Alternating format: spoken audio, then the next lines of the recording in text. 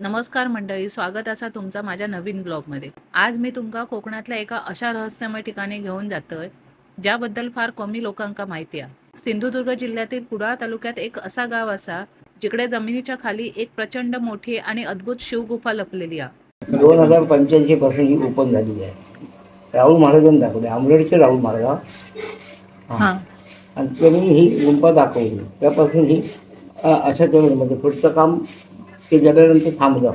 अजून आहे ते ओपन करायचं. राहुल महाराजांना दृष्टांत मिळालेला काय? दृष्टांत झाला. होय, मी बोलतोय आंबरड गावाबद्दल. ही गुफा कशी शोधली गेली आणि या गुहेच्या आत नक्की काय असा, ह्या सगळं आज मी तुमका या व्लॉगमध्ये दाखवणार.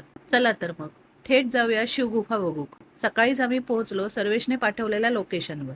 सर्वेश म्हणजे संदीपचा मित्र. आम्ही पोहोचलो तर तिकडे खूप शांतता होती, कोणीच दिसत नव्हता. मग तिथले केअरटेकर इले आणि मग त्यांनी एक एक करत सर्व परिसर दाखवूक सुरुवात केल्याने.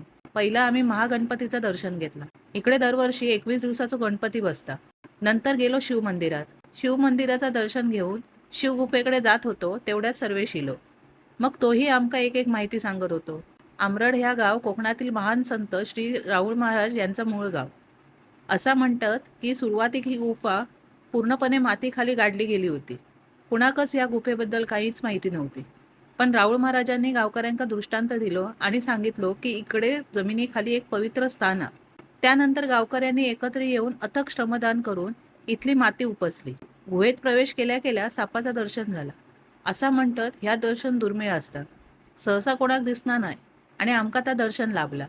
तुम्ही बघू शकता स्थानिक लोकांनी आतमध्ये प्रकाशाची छान सोय केली होती. आत गेल्यानंतर इकडे प्रचंड प्रमाणात वटवाघळा होती, पण आपल्याक ते स्पर्श सुद्धा करीत नाहीत. त्यांचा काहीच त्रास होत नाही. गुहेत प्रत्येक ठिकाणी नवनाथाचे 9 मूर्ती ठेवलेले होते. या खडकांवर तुमका नैसर्गिक आणि मानवनिर्मित कोरीवकाम पाहूक मिळताला. गुहेच्या मुख्य भागात भगवान शिवशंकराचा मंदिर आणि शिवलिंग स्थापित असा. गुहेतून बाहेर इलो आणि मग शनी मंदिर, श्रीराम मंदिर आणि साई मंदिराचा दर्शन घेतला. खूप शांत आणि मोठं परिसर असा यो. इकडे इला की एक मानसिक समाधान मिळतं. कोकणात इलात तर या जागृत आणि रहस्यमय शिवगुफेक नक्की भेट द्या. आजचं ब्लॉग तुमका कसं वाटलो माका नक्की कमेंट करून सांगा.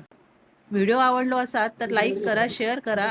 भेटूया अशाच एका नवीन भागात. तोपर्यंत बाय.